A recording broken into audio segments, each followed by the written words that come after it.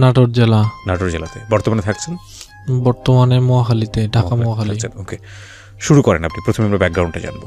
আমি খুব দরিদ্র ফ্যামিলির একটা ছেলে। আমার বাবা রাজমিস্ত্রি কাজ করে, আমরা দুই ভাই। আমাদের ফ্যামিলিতে আমি সবার বড়, এই জন্য সবাই আমাকে ভালোবাসতো, আদর করতো। লেখাপড়ায় খুব ভালো ছিলাম, এই জন্য সবাই ভালোবাসতো। আচ্ছা, প্রাইমারি জীবনটা খুব ভালো গেছিল, এগুলোতে লেখাপড়ায় মগ্ন ছিলাম। হাই স্কুলে ভর্তি হওয়ার পরে আমি হাই স্কুলে ক্লাস 6, 7 এভাবে চলতে থাকে, লেখাপড়া করতেছি, স্কুলে যাচ্ছি আসতেছি। তো এর মধ্যে আমাদের বাড়ির পাশেই একটা মেয়ে, তার নানুর বাসা আমার বাড়ির পাশেই। সে এখান থেকে স্কুলে তার মামা তাকে নিয়ে আসে। তার মামা বিয়ে করে নাই, কোনো বাচ্চা কাচ্চা নাই, এই জন্যে তাকে নিয়ে আসে, তার বাড়িতেই রাখে। সেখান থেকে হাই স্কুলে ভর্তি করায় দেয়। সে আমাদের সাথেই পড়তো, ক্লাস 6 থেকে পড়তো। এমনিতেই কথা বলতাম, কোনো রকম এইরকম যে রিলেশন, কথাবার্তা, বন্ধুত্ব এইরকম ছিল। আচ্ছা, তারপরে ক্লাস 8-এ উঠি, তাকে অন্যরকম একটা ভালো লাগতো। আস্তে আস্তে ভালো লাগতো, কোনো কিছু বলতে পারতাম না।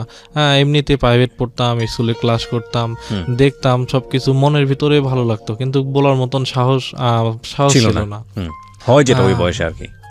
তারপরে আপনার একদিন রাস্তায় ক্লাস 8-এ আমরা একসাথেই প্রাইভেট পড়ি। তা আমাদের বাড়ির পাশেই তার বাড়ি। আমরা যখন উঠি, মেন রোডে উঠি, তখন একসাথেই উঠি। তো একদিন প্রাইভেটে, স্কুল তখন বন্ধ, প্রাইভেটে যাচ্ছি। ঠিক এই সময় আমি রাস্তায় দাঁড়ায় আছি, সে আসবে, হয়তো আসলে আমি ওই জায়গাতে একসাথে যাব, এরকম। কিন্তু তাকে বুঝতে দেব না যে আমি ওই জায়গায় ওই জন্য বসে আছি। তো ওই জায়গায় দাঁড়া থাকার পর অনেক সময় পরে দেখি যে সে বের হয়েছে। তারপরে আমি কিছুটা সাইডে যাই, তারপরে ও যখন রাস্তার কাছাকাছি চলে আসে, পরে আমি ওর সাথে সাক্ষাৎ হয়ে ডাক দেই, কথাবার্তা বলতে আমি তাকে বলি যে আমি না একটা মেয়েকে খুব পছন্দ করি। বলে যে সে তো আমার ফ্রেন্ডের মতো। বলে যে কে তুমি, বলো আমাকে, আমি তোমার কাজটা সহজ করে দেব, আমি তাকে প্রপোজ করে দেব, তাকে রাজি করানোর দায়িত্ব আমার। আমি যে ঠিক আছে, কিন্তু আমি তো বলতে পারবো না নাম, তুমি থেকে শুনে নিও। সেও আমাদের ফ্রেন্ড, দুজনারই ফ্রেন্ড, আমরা তো এয়ারমেট ছিলাম। পরে বলে যে না তুমি বলো। আমি যে না আমি বলবো না, তুমি ওর কাছ থেকেই শুনে নিও, আমি বলতে পারবো না। তারপরে আমরা প্রাইভেটে চলে যাই। প্রাইভেটে স্কুলে ঢুকতেই পরে ডাক দিয়ে বলে, একটা রুমের মধ্যে নিয়ে গিয়ে বলে যে আসলে ওই কাকে ভালোবাসে, কাকে পছন্দ করে। পরে ওই বন্ধু বলে যে আসলে ওর পছন্দ করা মেয়েটাই হলো তুই। পরবর্তীতে আমি তো বুঝতে পারতেছি যে সবকিছু বলে দিতেছে। ওকে যখন রুমে নিয়ে গেছে সবকিছু বলতেছে, আমার ভিতরে অনেক ভয় কাজ করতেছে, কি হতে যাচ্ছে। পরবর্তীতে বের হলো হাসি খুশি একটা মেয়ে, অনেক সময় খুব উশৃঙ্খল মেয়ে। হঠাৎ করে কথাবার্তা সবকিছু বন্ধ। রুম থেকে বের হলো, প্রাইভেট পড়লাম, আমার দিকে তাকায়ও না, কথা বলে না, কারোর সাথেই কথা বলে না, নিস্তব্ধ হয়ে গেছে। আমার ভিতরে অনেক ভয় কাজ করলো। কি একটা করলাম, একটা ভালো ফ্রেন্ড ছিল, সেখানে একটা প্রপোজ করে একটা সম্পর্ক নষ্ট করে দিলাম। তারপরে ওই দিনটা গেল। আমি বাসায় যাই, ওই যে একটা ইয়েতে প্রতিটা সময় আমারও খারাপ যাচ্ছিল। কি করলাম, এটা কি করা ঠিক হলো, আমি মনে হয় ভুল করলাম। ওই সময়টা ছিল অনেক 2008-09, 2008-09-এর দিকে, ক্লাস 8-এ তখন 8-9, ওই সময়টাতেই। ওই সময়টাতে মোবাইল ফোন অ্যাভেলেবল ছিল না। তখন আমি কি করলাম, আমি রাত্রে যে একটা চিঠি লিখি, যে আসলে আমার ভুল হয়েছে, আমি আসলে প্রপোজটা করে ঠিক করি নাই, তুমি আমার ফ্রেন্ড ছিলে, ফ্রেন্ডই থাকো, অত আমি তোমাকে প্রপোজ করছি, তুমি এটা ভুলে যাও। যে এটা আসলে প্রপোজ করছে, এত ভুল করছি, এরকম কিছু। আমি ওকে একটা চিঠি লিখে এখন দিব কিভাবে। তারপরে প্রাইভেটে আসার পরে আমি একটা বই নিই, আপনার গণিত বইয়ের যেগুলো মলাট আছে, মলাট দিয়ে যে বইটা জোড়ানো থাকে, আমি মলাটের ভিতরে আমি লেটারটা রাখছি, রেখে আমি বলতেছি যে তুই এই বইটা অক দে, হ্যাঁ, আর বলে যে এই মলাটের ভিতরে একটা লেটার আছে, ওটা যেন পড়ে। আচ্ছা, পরে ওই বইটা নেয়, আমার বইটা নিয়ে যায়। ওই দিন বইটা নিয়ে যাওয়ার পরে আমার ভিতরে যে কথা বলতেছে না, ওই দিনও কথা বলে না, হ্যাঁ, কোনো কিছুই বলে না। উশৃঙ্খল একটা মেয়ে, সবার সাথে কথা বলে, মজা করে, মারামারি করে, ওই দিন কোনো কিছুই করে না। হ্যাঁ, ও একদম নিস্তব্ধ হয়ে গেছে প্রপোজাল দেওয়ার পর থেকে। আচ্ছা, তারপরে আমি চিঠির আশায় বসে আছি, হয়তো আমাকে রিপ্লাই দেবে, কিছু বলবে, হয়তো ক্ষমা করে দেবে, না হলে কিছু তো বলবে। আমি বসে আছি, কিন্তু কোনো কিছুই না। বইটা নিয়ে এসে দিল, পরের দিনে প্রাইভেটে বই নিয়ে এসে যাইছে, আমাকে বই দিল। তা আমি বইটা নিয়ে আমি আর খুলি নাই, ডাইরেক্ট বাথরুমে চলে গেছি। বাথরুমে যে মোলারটা খুলে দেখি কোনো কিছুই নাই। আমি তো অনেক আশা নিয়ে বসেছিলাম যে না, মোলাটের ভিতরে কিছু দিছে, কিছু রিপ্লাই আসছে, কোনো কিছুই না। পরবর্তীতে আমার মনটাই খারাপ হয়ে গেল, এটা কি করলো। পরে আমি প্রাইভেটে যাই বসলাম, বসে মাথা নাড়তেছি, কারোর সাথে কথা বলতেছি না। যে আগের যে একটা উশৃঙ্খলতা, ফ্রেন্ডলি চলাফেরা, ওই রকম সবকিছু নষ্ট হয়ে গেছে। তো এভাবে চলতে থাকে। কথাবার্তা হয় না আমাদের ওইভাবে। একটা দূরত্ব সৃষ্টি হয়ে গেছে প্রপোজাল দেওয়ার পর থেকে। এভাবে আপনার স্কুল খোলার পরে আমি আবারও একটা চিঠি লিখি।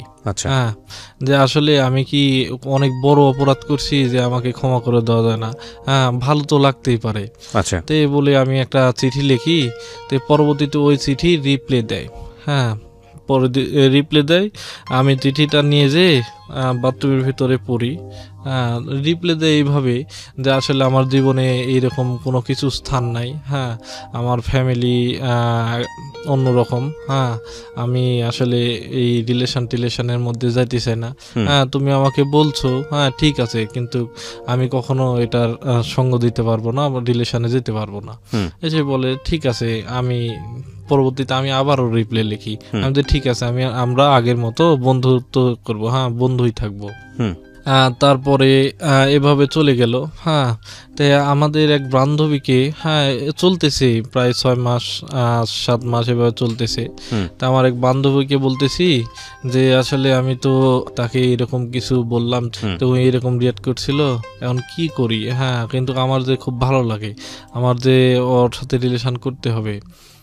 পরবর্তীতে বান্ধবী বলে যে আসলে দেখ কি করবি। তে আমি ওকে বললাম যে তুই যে বল যে একটা কাজ কর, তুই যে বল যে আমাকে প্রপোজ করছে, আমি এখন কি করব। পরবর্তীতে বলতেছে যে এটা করা ঠিক হবে। আমি যে যা দেখ, তার মনের ভিতরে যদি কোনো রকম দুর্বলতা আমার প্রতি থাকে, তাহলে বুঝতে পারবো এটাতে। পরবর্তীতে কয়ে ঠিক আছে, আমি দেখতেছি। পরে আমার ওই বান্ধবী যায়, যায় তাকে বলে যে খুরশেদ আমাকে প্রপোজ করছে, তা আমি কি করব। ছেলেটা প্রপোজ করছে, রাজি হব, আমার তো ভালোই লাগে। এসেই পরবর্তীতে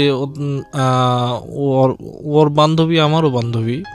পরবর্তীতে ওকে বলছে যে সেটা তোর ইচ্ছা, যদি ভালো লাগে এতে কর। ওক যে অ্যান্সারটা দিছে, ওই আমার ওই বান্ধবী এসে আমাকে সেটাই বলছে যে তোর যদি ভালো লাগে তে কর, আমার এতে কোনো মন্তব্য নাই, করলে কর, যদি হেল্প লাগে করব, এরকম কিছুই। পরবর্তীতে আপনার আমাকে যে ডাইরেক্ট কোনো কিছু বলা যে আমি কেন প্রপোজ করলাম, আমার কি এটা আমি ওকে 6 মাস আগে প্রপোজ করলাম, আবার একে 6 মাস পরে প্রপোজ করতেছি, তো এরকম কিছু আমাকে বলে নাই। কোনো কিছুই আমি তার রিয়াকশনের জন্য আমি ওকে এই কথাটা বলছি। আপনি ছুটি, তখন স্কুল ছুটি হয়ে যায়, হয়তো কোনো গরমের ছুটি, এরকম সময়। তে ওই সময় প্রাইভেট চলতেছে, আসলে রিলেশনটা ওই প্রাইভেটে এবং কলেজ টাইমে বেশি জমছে। ওকে। তো ওই প্রাইভেটের সময় সে আমাকে সুন্দর একটা চিঠি লেখে। ওই চিঠিটা ছিল একদম আলাদা টাইপ। হ্যাঁ, অন্যান্য আগের চিঠিগুলো ছিল সান্ত্বনা দিত, হ্যাঁ এগুলো করতে হয় না, এগুলো খারাপ না, আজ পর্যন্ত কেউ সুখী হয় নাই, এভাবে সান্ত্বনা দিত।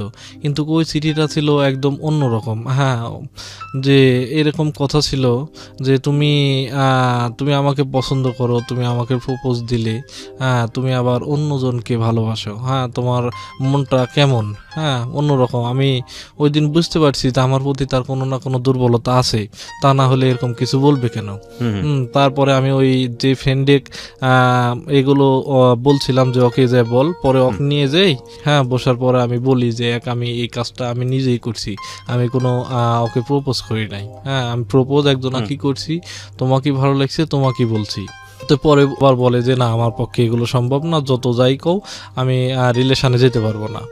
তো এইভাবে ক্লাস 9-10 প্রায় 10-এ যখন এসএসসি পরীক্ষা দিই, এসএসসি পরীক্ষার লাস্ট দিনে আমাকে সাড়া দেয়। হ্যাঁ, লাস্ট দিনে যেদিন আমাদের বিদায় হয়, স্কুল থেকে বিদায় করে দেয়, ঠিক ওই দিন সবাই পিকচার তুলে, হ্যাঁ ক্যামেরা নিয়ে এসছে, সবাই পিকচার তুলে। তো আমি ওকে বললাম যে চলো আমরা পিকচার তুলি, আমি তোমার হাতে আলাদাভাবে পিকচার তুলবো, সবাই তো একসাথে তুলি, তোমার হাতে আলাদাভাবে তুলবো। পরে বলে যে না আমি তুলবো না। হ্যাঁ, আমি যে ঠিক আছে তাহলে আমি পিকচার টিকচার তুলবো না, আমি যে বসে থাকি। পরে আমি যে বসে থাকলাম। ওই বলে যে কিছুক্ষণ ঘোরাফেরা করলো, ঘোরাফেরা করার পরে আমার কাছে আবার আসলো, আসে বলে যে তুমি বসে আছো কেন, আজকের দিন আনন্দ করো, আজকে তো আমাদের স্কুলে শেষ। আমি যে না তুমি যদি আমার সাথে পিকচার তোলো। বাসায় আসার সময় ওই প্রতিনিয়ত তো বোরকা পরে স্কুলে আসতো, তে ওই দিনে যেদিন বিদায়ের দিন ওই দিন বোরকা ছাড়াই আমার জন্য পিকচার তোলার জন্য বোরকা খুলছিল। তো ওই বোরকাটা হাতে করে নিয়েই স্কুল থেকে বাড়ি যাচ্ছিলাম, ঠিক আমার সাথেই ছিল, আমরা 3-4 জন ছিলাম। তো ওর মামাটা মানে খুব রিয়াক্ট করলো যে তুমি বোরকা ছাড়া এই রাস্তার মধ্যে দেখা হয়েছে, তো তুমি বোরকা ছাড়া তুমি বোরকা হাতে নিয়ে ঘুরতেছো কেন, আর এতক্ষণ সময় লাগে স্কুল থেকে আসতে, হ্যাঁ এই সেই বোকাঝোকা করলো। পরে বাসায় গেল, হ্যাঁ আমার ভিতরটা অন্যরকম হচ্ছে, তোর মামা বোকাঝোকা করতেছে, বোকাঝোকা তো খাইলো আমার জন্যেই। পরবর্তীতে এসএসসি পরীক্ষা দিলাম। হ্যাঁ, এসএসসি পরীক্ষার দুজনের রেজাল্টই ভালো ছিল, আমরা কলেজে ভর্তি হই। কলেজে ভর্তি আমি প্যারামেডিক্যালে পরীক্ষা দিই। আমার বাবা চায় যে প্যারামেডিক্যালে কিংবা ভালো জায়গায় কোনো ভর্তি হইতে। তা আমি প্যারামেডিক্যালে অ্যাডমিশান দিই। সেখানে আপনার ফার্মেসিতে আসে আমার মেরিট লিস্টে রেজাল্ট আসে, কিন্তু আমার ভর্তি হয় নাই। পরে আমি আমার বাবাকে বুঝালাম যে আমি না জেনারেলে পড়বো, আমাদের বাড়ির পাশে কলেজেই ওই মেয়েটা ভর্তি হয়েছে, তা আমি বাইরে যাব না, আমি ওর সাথেই পড়বো। হ্যাঁ, আমার দান্দা যে আমি একসাথে লেখাপড়া করব, আমি এক ছাড়া অন্য জায়গায় যেতে পারবো না, আমার মনের ভিতরে এটা। তো আমার বাবাকে বুঝিয়ে যে জেনারেল লাইনে পড়ি, জেনারেল লাইনটা ভালো, হ্যাঁ কিছু করতে পারবো, আর এই টেকনিক্যাল লাইনে কি করব। পরবর্তীতে আমরা যাই, হ্যাঁ ইয়েতে ভর্তি হই, হ্যাঁ একসাথে ভর্তি হই, তবে গ্রুপটা আলাদা ছিল, আমার কমার্স ছিল, ওই হচ্ছে সায়েন্সে ভর্তি হয়েছিল। কলেজে যাই, কলেজের সময়টা আসলে পারফেক্ট, হ্যাঁ রিলেশনের জন্য খুবই পারফেক্ট। হ্যাঁ, কলেজে যাইতাম সকালে কলেজে যাইতাম 8টা-9টায়, সেই 2টা পর্যন্ত কলেজে থাকতাম, কখনো ক্লাসে যাইতাম না। হ্যাঁ, বসে থেকে সারাদিন গল্প করতেছি, হ্যাঁ তারপরে আবার বাসায় চলে যাচ্ছি, কলেজ যাচ্ছি, হ্যাঁ সারাদিন প্রতিনিয়ত টান ছিল কলেজের প্রতি। রাত্রে ঘুমাতাম আর চিন্তা করতাম যে সকাল কখন হবে, হ্যাঁ কখন কলেজ যাব, একসাথে বসে থাকবো, গল্প করব। হ্যাঁ ঠিক এরকম। তো কলেজে এভাবে চলতে চলতে একটা সময় তার বিয়ে আসতে শুরু হলো। হ্যাঁ, বিয়ে আসতে শুরু হলো, আর তার মামা বিয়ে দিতে চায় না। হ্যাঁ, তার মামা বলে যে না আমার ভাগ্নিকে বিয়ে দেবো না, হ্যাঁ লেখাপড়া করব। কারণ মেয়েটার লেখাপড়ায় খুব ভালো ছিল, এসএসসিতে প্লাস পাইছিল, ইন্টারেও প্লাস। তার মামা লেখাপড়া করাবে, কিন্তু তার মা আর বাবা ছিল আনসচ্ছল, হ্যাঁ অসচ্ছল। আপনি আপনার এলাকার ভাষায় বলেন না, আপনি আপনার মতো করে কথা বলেন, আপনি যে এলাকায় যেভাবে ফ্রেন্ডদের সাথে কথা বলেন সেভাবেই কথা বলেন। আপনার এটা মাথায় রাখার দরকার নাই যে আপনাকে লক্ষ লক্ষ মানুষ শুনছে, আপনি একটু ফ্লেক্সিবল হন, নিজের মতো করে বলেন। হ্যাঁ ওকে বলেন। তার বাবার যত সম্পদ ছিল, যেগুলো সম্পদ সবকিছু বিক্রি করে কোথায় যেন দিয়ে টাকা পয়সা সবকিছু হচ্ছে পীর আউলিয়ার দরবারে দিয়ে চলে আসতো। আজকে জমি বিক্রি করতো, কালকে টাকা পয়সা নিয়ে যে পীর আউলিয়ার দরবারে সবকিছু দিয়ে ভোরে বাসায় আসতো, টাকাটুকি সব ফুরাই দিয়ে। এগুলো গল্প সবকিছু আমার নীলার কাছ থেকেই শোনা। তো তার চাচাতো ভাইরা ছিল, তারা সবাই হচ্ছে সৌদি আরবে থাকে। 5 ভাই ছিল, তারা 3 ভাই হচ্ছে সৌদি আরবে বিজনেস করে, তাদের শপ আছে সৌদি আরবে। তো এদের বাড়ি, এদের ফ্যামিলি সবকিছু কন্ট্রোল করতো তার ওই ভাইগুলা। বিয়ের ব্যাপারে তার যেটা তো বড় ভাই, তার বইয়ের ভাই মানে হচ্ছে বিআই, ল কমপ্লিট করছে, তার সাথে নাকি বিয়ে দিবে তার ওই ভাই, যেটা তো ভাই ওর সাথে বিয়ে দিবে। এই ল কমপ্লিট করছে, তে তো ঝামেলা করতেছে, আমার বাসায় আসতেছে, আম্মু হচ্ছে মামাক বুঝাইতেছে যে ওই তো ভালো ফ্যামিলির ছেলে, তে বিয়ে দিয়ে দিই, মেয়ে বাসায় রেখে কি করব এরকম চিন্তা ভাবনা করতেছে। তে মামাক বুঝাইতেছে, তে মামা তো যদি কনভিন্স হয়ে যায় তাহলে তো বিয়ে দিয়ে দিবে, আমি কি করব। পরে আমি যে কি করব, এখন তো বয়স অল্প, কেবল ইন্টারমিডিয়েটে পড়ি, এখন বিয়ে করে কি করব। তো এখন তো বিয়ে করলে চলতে পারবো না। তো সবে লেখাপড়া শুরু, এখনো লেখাপড়া শেষ করব, অনেক সময় লাগবে। তো কোনো কিছুতেই বোঝ আসতো না, আসলে বিয়ে হয়ে যাবে এই চিন্তাটা করলেই খুব খারাপ লাগতো। তো বন্ধুদের সাথে শেয়ার করতাম যে আসলে কি করা যায়, সবাই মিলে এক জায়গায় বসতাম, বসে থেকে 5-7 জনে মিলে যে কি করি। এরকম তখন বয়স কত? তখন ইন্টারমিডিয়েট ফার্স্ট ইয়ারে পড়ছেন। তো সবাই বলে যে আসলে একটা কাজ করা যায়, তোরা কোর্ট ম্যারেজ করে, কোর্ট ম্যারেজ করে। উনিও কি ইন্টারমিডিয়েট ফার্স্ট ইয়ারে পড়তো? আপনার সমান? আমার ইয়ারমেট, আমরা একসাথে লেখাপড়া করতাম। তারপর তে আমাকে বলে যে তোরা দুজন কোর্ট ম্যারেজ কর, যত রকম প্রসেসিং করা লাগে আমরা বন্ধুরা সব করব। আমি যে না, কোর্ট ম্যারেজ করলে কি আর এই যে বিয়ে আটকাবে? বিয়ে তো আটকাবে না, যে বিয়ে আসতেছে সেই বিয়ে আসবেই। বলে যে আসলে বিয়ে যদি হয়ে যায়, দেখা গেল কোর্ট ম্যারেজ করলাম, তাহলে তো আমি বাড়িতে যে মামাকে সুন্দর করে বুঝাবো যে মামা আমি এসএসসিতে ভালো রেজাল্ট করছি, ইন্টারে আমি ভালো রেজাল্ট করবই, আমি আপনাকে কথা দিচ্ছি, তা আমাকে এরকম বিয়ের ঝামেলার ভিতর ফেলার না, আমি লেখাপড়া করতে চাই। আর আমার মামা আমাকে প্রচুর ভালোবাসে, আমি যা বলবো তা শুনবে। তে যে ঠিক আছে, যদি এরকম কিছু হয় যে বিয়ে করলে বিয়ে আটকাবে, তে ঠিক আছে বিয়ে করবো। পরে আমি বলি যে ঠিক আছে, কোর্ট ম্যারেজের প্রসেসিং কর সব। বন্ধুরা তখন উকিল ধরে কথাবার্তা বলে, আমাদের পাশে এলাকায় এক উকিল, তার সাথে কথা বলে যে তাই কিছু টাকা নিয়ে ওই কোর্টে যেতে হবে না, তাই সবকিছু স্ট্যাম্প তুলে আনবে, এখানে কলেজে বসে থেকে যেভাবে স্বাভাবিক আমরা কলেজ করি ঠিক এইভাবেই কলেজে আসবো, স্ট্যাম্পে সই দিব, আমাদের বিয়ে হয়ে যাবে। যা কিছু লিখিত করা সব ওই করবে, ওই করে আপনি পরবর্তীতে আমাদেরকে এনে দিয়ে দিবে। পরে যে ঠিক আছে তাহলে তাই হোক। পরে ওই উকিলটা আপনার ওই 2টা স্ট্যাম্প তুলে আনে, আমাদেরকে দেয়। আমরা ভোরে যাই, সকাল 7টা-8টা দিয়ে কলেজে যাই, স্ট্যাম্পে সই করার পরে আমরা ওই উকিলের কাছে আবার ওই কাগজপত্র পাঠাই দিই যে আমরা বিয়ে করলাম। তখন আসলে ওই সময় কোনো হুজুর ডেকে যে ইসলামিক ধার্মিক মোতাবেক যে ইয়ে করা, এগুলো কোনো কিছু না, শুধু আমরা স্ট্যাম্পে 2টা সই করছিলাম, এটাই ছিল বিয়ে। পরবর্তীতে এভাবে চলতেছি যে আমরা স্বামী স্ত্রী এখন। আমরা মনে করি যে আমরা স্বামী স্ত্রী। তো এভাবে কলেজে এটা শেষের দিকেই, সেকেন্ড ইয়ারের শেষের দিকেই বিয়েটা হয়।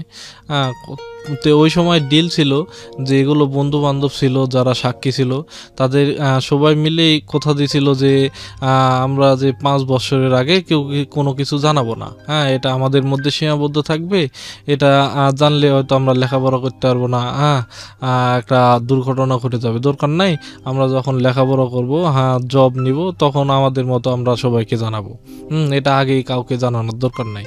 পরে সবাই কথা দেয়, কথা দেওয়ার পরে আপনার ইন্টার পরীক্ষা দিই। ইন্টার পরীক্ষার রেজাল্ট বের হয়। ইন্টার পরীক্ষা দেওয়ার পরে আমি কি করি, আমি বাড়ি থেকে ঢাকায় আসি। ঢাকায় এসে তখন বিয়ে হয়ে গেছে আপনাদের? হ্যাঁ বিয়ে হয়ে গেছে। পরে ঢাকায় এসে আমি একটা পার্ট টাইম জব নিই। আমাদের ফ্যামিলি তো ওই রকম সচ্ছল ছিল না। তো পরে এখানে এসে একটা জব নিই, পার্ট টাইম জব। তো জব করতেছি, তার সাথে কথা বলি। হ্যাঁ, তো মাঝে মাঝে কথা হইতো না। হ্যাঁ, দেখা গেল কোথাও যাচ্ছে, ফোন তো তখন অ্যাভেলেবল না, তার কাছেও ফোন নাই, আমার কাছে ফোন ছিল। তার আপুর ফোন দিয়ে আমার সাথে কন্ট্যাক্ট করতো। হ্যাঁ, তার ফুবুর বাসা পাশেই। আর সে তখন তার নানির বাসায় থাকতো না, পরীক্ষা দেওয়ার পরে তার ওই যে নাটোরে ওর বাপের যে বাসা, ওই বাসাতে চলে এসেছিল।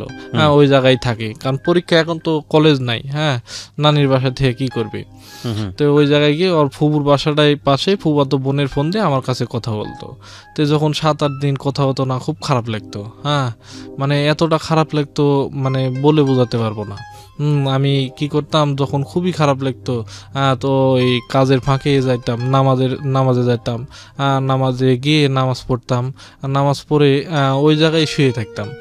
শুয়ে আল্লাহর কাছে কান্না করতাম, ডাকতাম যে আসলে আল্লাহ, আমি কোনো কিছুই চাই না। হ্যাঁ, আমার জীবনে শুধু একটাই চাওয়া, আমি তাকে চাই, তাকে বিয়ে করছি, সে যেন আমার জীবনে আসে, তুমি আমার চাওয়াটুকু পূর্ণ করে দাও। এভাবে কান্নাকাটি করতাম। তারপরে দেখা গেল এইভাবে যখন আল্লাহর কাছে চাইতাম, হুট করে আবার ফোন দিত, কথা হয়তো। তো এভাবে চলতে চলতে আপনার মাঝখানে একটা ছুটি পাইলাম। ছুটি পাওয়ার পরে এর মধ্যে আমাদের রেজাল্ট হয়ে গেছে, ইন্টারের রেজাল্ট হয়ে গেছে, ইন্টারেও প্লাস পাইছে মেয়েটা। পরবর্তীতে এর মধ্যে আমি ছুটি পাই, ছুটিতে আমি বাড়িতে যাই। বাড়িতে যাওয়ার পরে এখন আমি এর সাথে আগেই কথা বলছি যে আমি ছুটিতে বাড়িতে যাচ্ছি, তো তুমি হচ্ছে তোমার নানুর বাসায় আসো, আমরা তো অনেকদিন দেখা করি না, দেখা করবো। কথাবার্তা বলে আমি বাড়িতে গেছি। তো বাড়িতে যাওয়ার পরে ওর হচ্ছে মায়ের নাম্বার আমি জানতাম, কারণ আমরা ফ্রেন্ডলি কথা বলতাম, ওর মায়ের সাথেও আমি কথা বলতাম যে ও তো আমার ফ্রেন্ড। হ্যাঁ, এভাবে কথা বলতাম, আমাদের মধ্যে যে রিলেশন আছে, এত কিছু আছে, এটা কেউই বুঝতো না। পরে আমি বাড়িতে গেলাম, বাড়িতে যাওয়ার পরে বিকালে, সকালে বাড়িতে গেছি, বিকালে ফ্রেশ ট্রেশ হয়ে মাঠে গিয়ে বসছি। মাঠে বসার পরে আমি তার আম্মুর নাম্বারে ফোন দেই। ফোন দেওয়ার পরে বলি যে একটু কথা বলতাম। পরে বলে যে না, কালকে বিয়ে, হুট করে ছেলে পক্ষরা আসছে, দেখে পছন্দ হয়েছে। তো আমার মাথায় তো তখন মনে করেন যে বাজ ভেঙে পড়ছে, যে কালকে বিয়ে, মানে আমি 2 দিন আগে কথা বললাম, সে আসতে চাইলে এখানে, আর এখন বলে যে কালকে বিয়ে। পরে আমি ফোনটা রেখে দিই, ওর মায়ের আর কোনো কিছুই বলি না, আমি শুনে নিস্তব্ধ ফোনটা কেটে দিই। পরে আমাদের যে সাক্ষীগুলো ছিল, এর মধ্যে আমার এক ফ্রেন্ডে ফোন দিছি, ফ্রেন্ডে ফোন দিয়ে বললাম যে তোমার বান্ধবীর নাকি কালকে বিয়ে। তো আমার সাথে বিয়ে হয়েছে, সব কিছু হলে এখন বলে যে কালকে বিয়ে, ওর মায়ে এরকম। আমি ফোন দিলাম, ফোন দেওয়ার পর বলে যে কালকে বিয়ে, ওর মায়ে বলতেছে। পরে ওর ফ্রেন্ড বলে যে ঠিক আছে, তুমি চিন্তা করো না, আমি এখনই ওর মায়ে ফোন দিতেছি, ফোন দিয়ে দেখতেছি হচ্ছে কি সত্য কি না, আমি একটু জিজ্ঞেস করি ভালো করে। পরে ওর মাকে ফোন দেয়, ওই আমার বন্ধুটা আবার ফোন দেয়। ফোন দেওয়ার পর নীলাকে চাই, পরে নীলা ওর মা আবারও ওর কাছে একই কথাই বলে। পরে ওই ছেলেটা খুব রক্সটা, রাগী। পরে ওর মাকে বলে যে আপনার মেয়ে কয়বার বিয়ে করবে, আপনার মেয়ে না একবার বিয়ে করছে, আপনার মেয়েকে জিজ্ঞেস করেন। এই এমন নামের, খোরশেদ নামের একটা ছেলেকে সে কলেজে থাকতে 1 বছর আগে বিয়ে করছে, আপনার মেয়েকে জিজ্ঞেস করেন, সে আবার কি করে বিয়ে করবে, হয়তো বিয়ে করতে পারবে, একে ডিভোর্স করার পরে কান বিয়ে করতে পারবে, তার আগে তো করতে পারবে না, নিয়ম আছে তো সবকিছুর। কিন্তু তার মাও তখন উল্টাপাল্টা কান্না শুরু করে। ছেলেটা, আমার বন্ধু ফোন কাটিতে আমার কাছে ফোন দেয়, ফোন দেয় বলে যে আমি তার মায়ে এইভাবে উল্টাপাল্টা বিহেভ করতেছে, আমি সবকিছু বলছি, বলে দিয়েছি। ওর মা কান্নাকাটি করতেছে। আমি তখন ওই বন্ধুটাকে বললাম, তুমি কি করলে এটা, তুমি কেন ওর মাকে বলতে গেলে? পরে বসে আছি, 1 ঘন্টা 1.5 ঘন্টা পরে আননোন নাম্বার থেকে আমার কাছে ফোন আসে। ফোন আসার পর দেখি যে কণ্ঠ, যে তখন ওইও কান্না করতেছে, তুমি এটা কি করলে, তুমি হুট করে আমার আম্মুকে এগুলো কথা বলতে গেলে কিসের জন্য, আমার এখন কত বড় সমস্যা হবে তুমি বুঝতে পারতেছো, তুমি একটা বিয়ের হুট করে তুমি বিয়ের ইয়েটা বলে দিলে। আমি যে না, আমি তো বলি নাই, এখন ওই ছেলেটা সবকিছু বলে দিছে, এখন আমি কি করব। পরে বলে যে কি করব, এখন তো আমার বিশাল সমস্যা হবে, আমি ফুর বাসায় ছিলাম, আমি তো বাড়ি থেকে ফুর বাসায় এসেছি, ফুর বাসায় এখানে আছি, তে এখন তো আম্মু ডাকতেছে, এখন আমার বাড়িতে যেতে হবে, কি হবে না হবে আমি তো তোমার হাতে কন্ট্যাক্ট করতে পারবো না, কথাবার্তা বলতে পারবো না, আমি জানি না কি হবে, তবে আমি জানাতে পারলে তোমাকে আমি জানাবো। আমি যে ঠিক আছে তুমি যাও, কিছু চিন্তা করো না, আর যা কিছু হয়েছে সত্যটা বলে দিবে, হ্যাঁ যেহেতু সবকিছু সবাই জেনে গেছে সত্যটা বলে দিবে। হ্যাঁ পরে বলে যে ঠিক আছে, আমি চলে গেলাম তাহলে বাসায়। পরে ওই জায়গা থেকে ওর বাসায় যাই, বাসায় যাওয়ার পর থেকে আমার হাতে কোনো কন্ট্যাক্ট নাই, এদিকে আমি বসে আছি। আমার এলাকায় ওর ওই মা তখন ওর মামাকে ফোন দিছে, আমার এলাকায় যে ওর মামার বাসা, ওর মামাকে ফোন দিছে, ফোন দিয়ে সবকিছু বলছে। হ্যাঁ এলাকার মধ্যে কোনো কিছুই জানাজানি হয় নাই, শুধু ওর মামা জানে। হ্যাঁ ওর মামা হচ্ছে আপনার চেয়ারম্যান মেম্বার, হ্যাঁ এদের সাথে উঠবস করে, তো এদের বড় বড় মানুষের ভিতরে ওর মামা জানাজানি হয়ে গেছে। হ্যাঁ হ্যাঁ ওর মামা সবকিছু চেয়ারম্যান মেম্বারের ভিতরে সবকিছু জানাজানি করছে। জানাজানি করার পরে আমার এক চাচা মানে বাপের চাচাতো ভাই, সে হুট করে ওই মেম্বার চেয়ারম্যানের ভিতরে বসে থাকে, হ্যাঁ তাদের সাথেই থাকে। তো আমাকে হুট করে, আমি মাঠের মধ্যে বসে আছি, হুট করে আসে বলে যে তুই নাকি এরকম, তুই তো আমার ফ্যামিলির একটা ছেলে, তোর যা কিছু হোক আমি তো তাদের সামনে যে তোকে নিয়ে বুঝবো।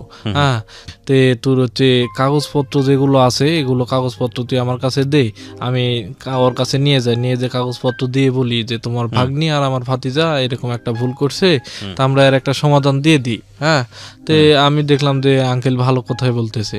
হ্যাঁ আমি যে ঠিক আছে, আমার যেগুলো কাগজপত্র আছে আমি সব কাগজপত্র আমি কালেকশন করে ছিল, উকিলের বাসায় যায় রাতে 11টায়, উকিলে বলি, পরে কাগজপত্রগুলো সবকিছু আমাকে দেয়। আমি নিয়ে যে ভোরে আমার বাড়িতেও কেউ জানে না, আমার বাবাও জানে না, মাও জানে না, কেই জানে না এই ঘটনা, এত কিছু হয়ে গেছে কেই জানে না রাত্রি। তো পরবর্তীতে আমি ওই কাগজপত্রগুলা আমার ওই আঙ্কেলকে সকালবেলা পৌঁছাই দিয়ে আমি বাসা থেকে হেঁটে গেছি, যে জানাজানি হলে অনেক কিছু হবে, আমি বাসা থেকে দূরে থাকি। পরে বাসা থেকে হেঁটে আমি নাটোরের দিকে চলে গেছি। পরে কি করছে, আমার ওই আঙ্কেল কাগজপত্র নিয়ে যে ওদের কাছে দিছে, তারপরে চেয়ারম্যান মেম্বার, তারপরে আপনার বড় বড় যেগুলো প্রধান ছিল আমার এলাকা সবাই মিলে ওই কাগজটা নিয়ে আপনার মেয়ের বাসায় গেছে। এখন মেয়ের বাসায় যাওয়ার পরে মেয়ের বাসায় তারা চেয়ারম্যান মেম্বার সবাই গেছে, যাওয়ার পরে আমার নামে যত রকমের বদনাম, হ্যাঁ দেখা গেল ছেলে খারাপ, এই সেই ছেলের বিচার আচার করতে হয়, হ্যাঁ থানার মামলা সামলাইতে হয় আমাদের, হ্যাঁ যত রকম আমার এলাকার চেয়ারম্যান কিন্তু মেয়ের এলাকার যায় আমার নামে বদনাম করতেছে। তো সবকিছু বলছে, মেয়ের ফ্যামিলির যেগুলো ভাই আছে, তার চাচা জ্যাঠা আছে, সবাই বলে যে না এটা তাহলে মেনে নেওয়া যাবে না, তাহলে এটা ডিভোর্স করো। হ্যাঁ তো তারা আমার থেকে যে কাগজপত্র নিছে এটা তাদের হচ্ছে ডিভোর্স করার মানে আগেই পরিকল্পনা ছিল, তাতে অতি সহজ হয়, কোর্টে গিয়ে এগুলো খুঁজতে না হয়, এই জন্য আমার কপিটা নিয়ে নিছে। রাইট। পরবর্তীতে তাকে জোরপূর্বক একরকম মারধর করে। আমার ওই যে ফুফাতো বোন, নীলার ফুফাতো বোন আমাকে ফোন দেয় বলে যে ওকে মারধর করতেছে, তোমার এলাকার চেয়ারম্যান মেম্বাররা আসছে, এরকম কাহিনী করতেছে, এখন কি করবো আমি, যে ওই মারধর করতেছে, এখন মার খাওয়ার দরকার নাই, ওকে বলেন যে ডিভোর্স করে দিতে, সিগনেচার দিয়ে দিতে, তারপর এটা বাকিটা দেখবো। হ্যাঁ পরে আপুক বলে দিলাম যে সিগনেচার দিয়ে দিতে বলেন। পরে ওই সিগনেচার দিয়ে দেয়, আমাদের ওই জায়গায় ডিভোর্স হয়ে যায়। ডিভোর্স হওয়ার পরে আমার ওই আঙ্কেলের কাছে ফোন দিলাম যে আঙ্কেল কি অবস্থা, ওইদিকে কোনো খবর পাইলেন? আমি তো সব কিছুই শুনতেছি ওই জায়গায় কি হইতেছে না হইতেছে। তো আঙ্কেল বলতেছে যে মেয়ে তো সব কিছু তোমার নামে বদনাম করতেছে, তুমি নাকি জোরপূর্বক তাকে ব্ল্যাকমেল করে এই সেই করে সিগনেচার নিছো, এরকম কথা মেয়ে তোমার নামে বলতেছে। আমি যে তাই নাকি? তে পরবর্তীতে আমি চিন্তা করলাম যে ঠিক আছে আমি মেয়ের মুখোমুখি হব, যে মেয়ে এরকম কথা বলতেছে, মেয়ের মুখোমুখি আমি হব। পরের দিনে আমি তাদের বাসায় যাই। আমাদের 2 সাক্ষী ছিল, 2 সাক্ষী মিলে তাদের বাসায় যায়। বাসায় যাওয়ার পরে ওকে আটকানো যাচ্ছিল না, সে সব কিছু ভাঙ্গে চুরে মনে হচ্ছে আজ আমার কাছে চলে আসবে। পরে ওর মামা জোর করে রুমে নিয়ে যে বন্দি করে দেয়, রুমের হাঁড়ি পাতিল সব কিছু চাঙ্গাইতেছিল। তখন তো আমি বুঝতে পারলাম যে আসলে যেগুলো কথাগুলো রুট আছে, হ্যাঁ, যেগুলো বলতেছে এরকম কোনো কিছুই না। পরে আমি ওই জায়গা থেকে চলে আসি। হ্যাঁ, আমাকে মারধর করার চেষ্টা করে, কিন্তু তার ওই মামাটা আমাকে কোনো কিছুই মারধর কোনো কিছুই করতে দেয় নাই, যে আমাদের এলাকার ছেলে তারা একটা ভুল করছে, ভুলের সমাধান হয়ে গেছে, ওকে ছেড়ে দাও, ওই বাসায় চলে যায়। পরে আমরা সবাই মিলে বাসায় চলে আসি। বাসায় আসার পরে আমাকে 2 দিন পরে ফোন দেয় নীলা। ফোন দেওয়ার পর বলে যে তুমি স্বাভাবিক হয়ে যাও, এলাকার মধ্যে স্বাভাবিকভাবে চলাফেরা করো, আমিও এখানে স্বাভাবিক হই, তারপরে 2-4-10 দিন 15 দিন স্বাভাবিক চলাফেরা দিয়ে আমাদেরকে সন্দেহ না করবে, ঠিক ওই সময় আমরা চলে যাব। হ্যাঁ, এই জায়গায় থাকবো না, হ্যাঁ, আমরা বের হয়ে যাব। পরবর্তীতে আমি যে ঠিক আছে তাহলে এগুলো স্বাভাবিক হোক। ঠিক 19 দিনের মাথায় আমরা একটা ডেট করি। ঠিক ওই ডেটে আমি তার এলাকায় যাই রাত 3টের সময়। রাত 3টের দিকে তার এলাকায় যাই মোটরসাইকেল নিয়ে। মোটরসাইকেল যাওয়ার পরে তাকে ফোন দিই। হ্যাঁ, ঠিক 7টার দিকে, ভোর 7টার দিকে তাই রুম থেকে বের হয়। রুম থেকে বের হওয়ার পরে আমি তাকে নিয়ে নাটোরে আসি। নাটোর থেকে ঢাকায় চলে আসি। ঢাকায় এসে পরে আমার জেঠার, আমার বড় বাপের শালা ছিল, আমার মামা, তার বাসায় উঠি। বাসায় ওঠার পরে সে এখানে ঢাকার সিস্টেম নাকি বিয়ে না হলে এখানে থাকতে দিবে না, হ্যাঁ, বাইরে থেকে আসলে প্রবলেম করে নাকি। তো পরবর্তীতে আমাদের এখানে বিয়ে দিল। হ্যাঁ, মানে সেকেন্ড টাইম বিয়ে। হ্যাঁ, সেকেন্ড টাইম বিয়ে। কাজী ডেকে একরকম বিয়ে দিল। বিয়ে দেওয়ার পরে আমরা এখানে 3 দিন থাকলাম। থাকার পরে আমার বড় বাপ, আমার জেঠা দেশে থেকে আসলো। আসার পরে আমাদেরকে নিয়ে আবার বাড়িতে চলে গেল। বাড়িতে গেলাম। বাড়িতে যাওয়ার পরে ওই জায়গায় আমার বাপ বলে যে আসলে বাইরে কি হয়েছে, বিয়ে হয়েছে না হয়েছে জানি না, এখানে আমাদের যে সিস্টেম, আমাদের সমাজের যে সিস্টেম, এই সিস্টেমে তাদেরকে বিয়ে দেওয়া হোক। পরবর্তীতে ওই জায়গাতে আমাদেরকে আবারও বিয়ে দেওয়া হয় একবার। হ্যাঁ, বিয়ে দেওয়ার পরে আমরা তার বাবার কথাতে, হ্যাঁ, এটা 3 নম্বর বিয়েটা কার কথাতে হলো? হ্যাঁ, আমার বাবার কথা। আপনার বাবার কথাতে? মানে আপনার মেয়েটাকে 3 নম্বর বিয়ে, মানে 3 নম্বর বিয়েটা হলো একজনেরই সঙ্গে? হ্যাঁ, ওকে, তারপর সঙ্গে।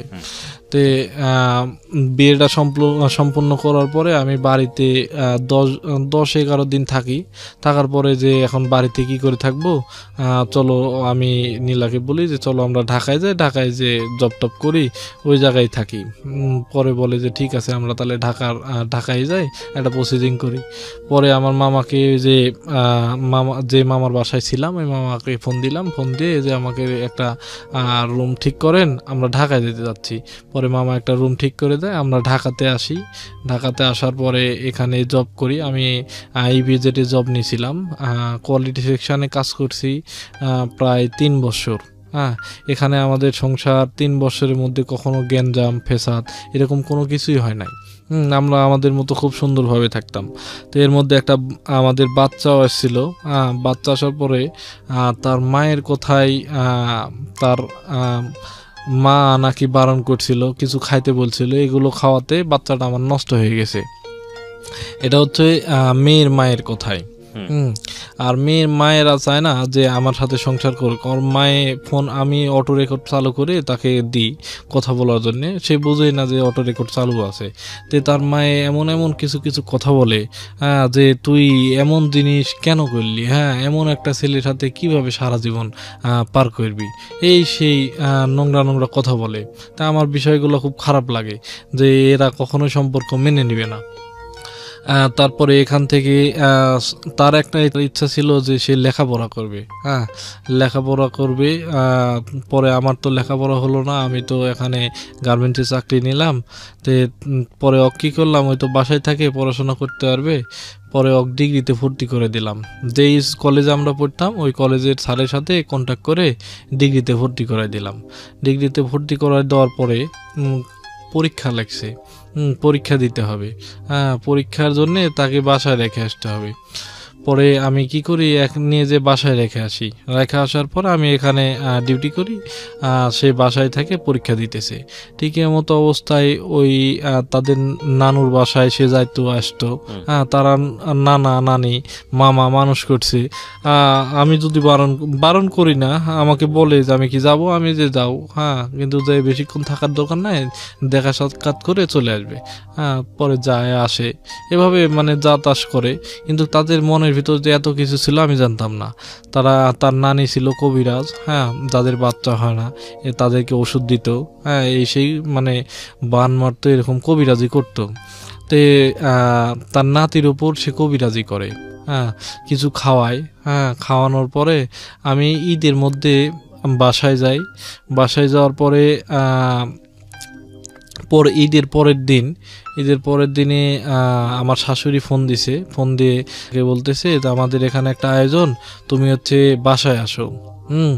তুমি বাসায় আসো, এইখানে অনুষ্ঠান হবে, তো তোমাকে ছাড়া হবে না। এখন আমি বলতেছি যে, আমাকে বলতেছে, আম্মু বলতেছে বাসায় যাইতে আমি কি করব। আমি যে না না, আমি তো চলে যাব, আমি তো 2 দিন পরেই চলে যাব, তো তোমাকে আমি হচ্ছে নাটোরের নামাই দিয়ে তারপর আমি চলে যাবো নি, তুমি বাসায় যাওনি, আমি হচ্ছে ঢাকায় চলে আসবো নি। পরবর্তীতে বলে যে না, আমার এখনই যাইতে হবে, আমার বাসায় অনুষ্ঠান, আমার যাইতে হবে। এর মধ্যে একটা ছাড়া পড়ছে, সেটা হলো ওই যে ছুটির পরীক্ষা দিতে গেছিল, ঠিক এই সময়ে ওর বাড়িতে নানুর বাড়িতে এবং ওর মায়ের বাড়িতে সব জায়গাতেই যাতায়াত করতো, ওই যেত, কিন্তু আমি অ্যালাউ ছিলাম না। ওকে। পরবর্তীতে আপনার জেস করলো একরকম যে আমি যাবই। ওর মাও ওই জায়গা থেকে বলতেছে যে তুমি কি হয়েছে, আসতে দিবে না, সে আমাকে বোকাজোকা করতেছে।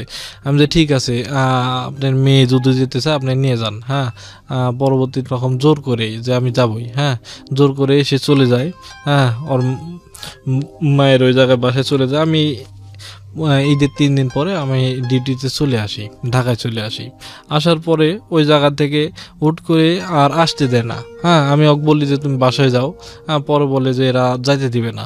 এরা যাইতে দিবে না মানে কি, তোমার কি বাসায় যাইতে হবে না, তুমি কি মায়ের এখানেই থাকবে? পরে বলে যে না, আমি তো যাইতে চাচ্ছি, কিন্তু এরা তো যাইতে দিবে না। তাই আমি যে এরা কি চায়। পরে বলে যে এরা সম্পর্ক আর রাখতে চাচ্ছে না, এই সেই। আমি যে এটা কেমন কথা, 3 বছর 4 বছর সংসার করলাম, এখন আসে আবার এর আগের বারে এরকম আটকাই দিছে, এখন আবারও একই রকম কাহিনী করতেছে, তুমি কি চাইতেছো? পরে বলে যে আসলে বাবা মা সবাই যা চাইতেছে আমিও সেটাই চাই। মানে অন্যরকম, আগে যে এরকম কথা বলতো সব কিছু উল্টাপাল্টা কথা বলে। মাঝখানে মাথার সমস্যা হয়, মাথা ঘুরে পড়ে যায়। তারপরে আপনি তাবিজ এগুলো দিয়ে রাখে, আমাকে বলে যে আমাকে কিছু পানি দেয়, এগুলো পানি দিয়ে গোসল করতে বলে, কিছু খাবার দেয়, এগুলো খাবার খাইতেই হবে, এগুলো জেস করে।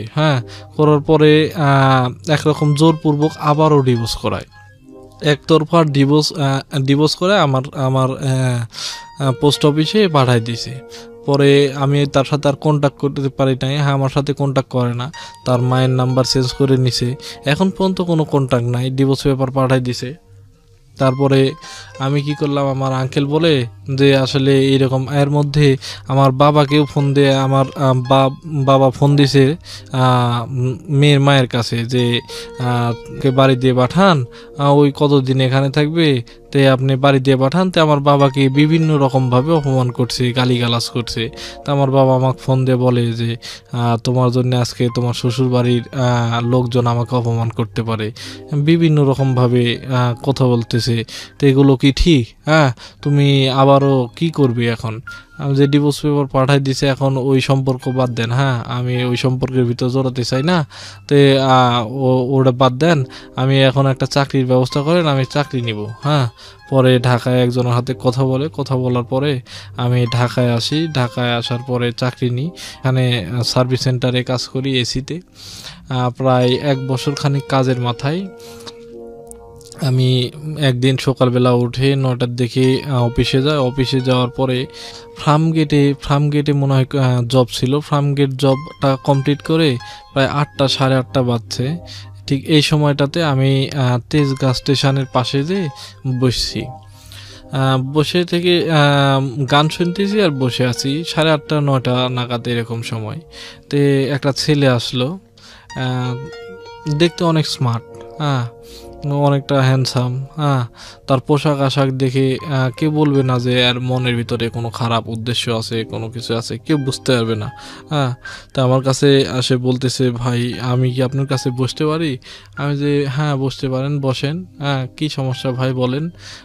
পরে বলে যে আমি আমার বাড়ি রংপুরে, তে আমি হচ্ছে বিদেশ যাওয়ার জন্যে, ইংল্যান্ডে যাওয়ার জন্যে প্রায় 14 লাখ টাকা ধরা খাইছি। ধরা খাওয়ার পরে এলাকার মধ্যে আপনার ব্যাংক লোন, তারপরে মানুষের কাছ থেকে সুদের উপর টাকা, বিভিন্ন রকম টাকা ঋণে জর্জরিত। আমি এলাকায় থাকতে পারতেছি না, পরবর্তীতে এলাকায় থেকে আসছি, আসার পরে আপনি টঙ্গীতে নামছি, হ্যাঁ কিছু টাকা পয়সা নিয়ে এসেছিলাম। টঙ্গীতে নামার পরে রাত্রে ওখানে ছিলাম, স্টেশনে ছিলাম। স্টেশন থেকে আমার মানিব্যাগ টানিব্যাগ সব কিছু নিয়ে চলে গেছে। আর দেখেন আপনার পকেটও কাটা আছে, তার প্যান্টের পকেটও কাটা ছিল। তা আমাকে সব কিছু দেখালো। তে বলে যে কাল থেকে ভাই এ পর্যন্ত কোনো কিছু খায় নাই, খুব ক্ষুধা পাইছে। তে আমি কারো কাছে কোনো কিছু বলি নাই, লজ্জা করতেছিল, আপনাকে বললাম। তে আমি যে ঠিক আছে ভাই, আপনি এক কাজ করেন, আমার এই যে 50 টাকা নেন, 50 টাকা নিয়ে যে কিছু খায় আসেন, খায় আসে তারপরে গল্প করেন। পরে বলে যে ঠিক আছে ভাই, তাহলে আমি যা খেয়ে আসি, হ্যাঁ কিছু। পরে 50 টাকা নিয়ে যাই, যাওয়ার পরে সে খায়, হ্যাঁ খাওয়ার পরে মিনিট 10-15 পরে আমার কাছে আবারও আসে, কিন্তু আসে একটা জুস নিয়ে আসে। জুস নিয়ে এসে বলে আমি যে এটা আবার কিসে নিতে গেছেন। পরে বলে যে ভাই আমি একাই খাবো, আপনাকে রেখে আপনার জন্য চিন্তা করলাম যে জুসটা নিয়ে যায়, দুই ভাই খাইতে পারবো নি। পরে আমি যে ঠিক আছে বসেন, হ্যাঁ কিভাবে কি হলো তার সাথে গল্প করতেছি, গল্পের ভিতরে ঢুকে গেছি। হ্যাঁ আমার মাথায় এরকম কোনো কিছুই নাই যে সে খারাপ উদ্দেশ্য নিয়ে এসে আমার কাছে বসছে, এরকম কোনো কিছুই বুঝতে পারি নাই। পরে ওই দোষটা আমাকে ক্যাব ভাঙ্গে আমার হাতে দেয়। হ্যাঁ ক্যাবটা ভাঙ্গা ছিল না ভাঙ্গে দিছে এরকম কোনো কিছু খেয়াল করি না, সেই মুখাটা খুলে আমার হাতে দিছে। দেওয়ার পরে আমি 2 ডুব খাইলাম। খাওয়ার পরে আমি বোতলটা ধরেই আছি হাতে। পরে বলে যে ভাই খান, আর 2 ডুব দিয়ে ওই ছেলেটার হাতে দিলাম। হাতে দেওয়ার পরে ওই আমার আঙ্কেল পাশে, যে আমার কি হয়েছে, পরে বলে যে অ্যাক্সিডেন্ট হয়েছে, পায়ের এই সমস্যা, পায়ের পা গজ দিয়ে জোড়া ছিল। আমি পাটা তখন দেখতে পাই নাই, দেখলাম যে আসলে পায়ে কেটে কুটে গেছে হয়তো। আমার ওই রকম সেন্স নাই। আমি প্রায় 2 দিন পরে জায়গা পাইছি। যে ছেলেগুলো আমাকে নিয়ে ভর্তি করাইছে তারা বলছিল যে আপনি তেজগাছ টাক স্ট্যান্ডের পাশে আপনার উলঙ্গ অবস্থায়, আপনার পরনে শুধু একটা হাফ প্যান্ট ছিল, গায়ে কোনো কিছুই ছিল না, এতটুকুই। আর সবাই চারিদিক দাঁড়ায় থেকে পিকচার তুলতেছিল, মোবাইল দিয়ে সব ভিডিও করতেছিল, পিকচার তুলতেছিল। তো আমরা দুজন আপনার হাত নড়তেছিল, তো আপনার হাতে হাত দিলাম, দেখলাম যে আপনি বেঁচে আছেন। পরবর্তীতে ওরা দুজন আমাকে নিয়ে যে ভর্তি করায়, ঢাকা মেডিকেলে ভর্তি করায়। সেখানে যে পুলিশে আবার ট্রিটমেন্টের জন্য আমাকে ঢাকা মেডিকেলে নিয়ে যে ভর্তি করায়। কিন্তু ওই জায়গাতে যাওয়ার পরে পুলিশে ঝামেলা শুরু করছে। পুলিশে বলে যে ওই 2 জনক চার্জ করতেছে যে তোমরা এইগুলো করে নিয়ে এসে ভর্তি করাইছো। এখন ওই 2টা ছেলে তো আমার উপকারের জন্য আমাকে নিয়ে গেছে, কিন্তু ওরা যে পুলিশের ঝামেলায় পড়ছে। পরে আমার বাড়িতে খবর দেয়, আমি নাকি নাম্বার বলছিলাম আঙ্কেলের। পরে আঙ্কেলের নাম্বারে ফোন দিয়ে আমার মাকে, সবাইকে বলে, তারপরে এরা সবাই আসে দেশে থেকে। আসার পরে আমার পুলিশেরা তাও বিশ্বাস করে না, বলে যে না এটা এর মা না, এটা অন্য কেউ। এসেই পরে ওই জায়গায় ট্রিটমেন্ট করতেই পারি না। পরে ওখানে ওই ছেলেগুলো টাকা টুকি দিয়ে, যেগুলো খরচ করে আমাকে নিয়ে গেছিল, টাকা টুকি দিয়ে আমাকে রাজশাহী রেফার করে দেওয়া হয়। রাজশাহী নিয়ে যাওয়ার পরে সেখানে চিকিৎসাধীন প্রায় 1.5 বছর। 1.5 বছর চিকিৎসাধীন অবস্থায় আমার ওই জায়গাটা পুরো চেঁচে ফেলে দিয়ে, যতখানি জায়গায় অ্যাসিড মারছিল, আমার পায়ে অ্যাসিড মারছিল। অ্যাসিড মারার পর ওই জায়গাটা পুরো চেঁচে ফেলে দিয়ে পরবর্তীতে আমার রান থেকে মাংস চামড়া নিয়ে প্লাস্টিক সার্জারি করে দিয়েছে। তারপরে এখন 1.5 বছর যাবত, কিন্তু এই তো আমাদের অনেক টাকা খরচ হয়েছে এর পিছনে। আমার বাবা বিদেশে থাকে। এখন আপনি আমাকে একটু বলেন, আপনার গল্পটা আমি খুব মনোযোগ দিয়ে শোনার চেষ্টা করছিলাম। আপনি কি ওনার সঙ্গে আছেন আর নাই? নাই। এটা আপনার মূল গল্প, আমি যেটা বুঝি। লেখাপড়া করতে পারছেন না পারেন নাই? পারেন নাই। এই ঘটনাকে কেন্দ্র করে লেখাপড়া বন্ধ হয়ে গেছে। আপনি গরিব বাবার সন্তান। তো এই গল্পটা আপনি আজকে কেন বললেন, এখন যদি বলতে বলি? মানুষের শিখার জন্য। আমার এই গল্প থেকে অনেক কিছু শিখার আছে। আপনি কি শিখেছেন?